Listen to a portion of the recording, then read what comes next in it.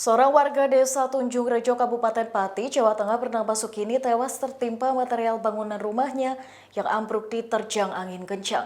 Kepala BPBD Pati, Martinus Budi Prasetyo mengatakan saat musibah terjadi, hujan deras disertai angin kencang melanda wilayah desa Tunjung Rejo. Dilansir oleh Kompas.com, Martinus menuturkan saat itu korban sedang duduk di teras rumahnya. Dari keterangan saksi yang merupakan tetangga korban, saat itu ia dikagetkan dengan suara seperti bangunan roboh di depan rumahnya. Saksi kemudian berupaya memastikan dan melihat rumah korban yang berkonstruksi batu bata dan kayu itu sebagian besar hancur rata dengan tanah. Saat itu juga saksi yang sempat mendengar teriakan korban langsung berlari menghampirinya. Saksi pun kemudian meminta pertolongan kepada tetangganya untuk membantu mengevakuasi korban. Dari hasil pemeriksaan medis, korban meninggal dunia dengan luka serius di fisiknya akibat tertimpa material bangunan rumahnya. Bangunan rumah korban tercatat sudah usang sehingga rentan ambruk saat diterjang hujan disertai angin kencang.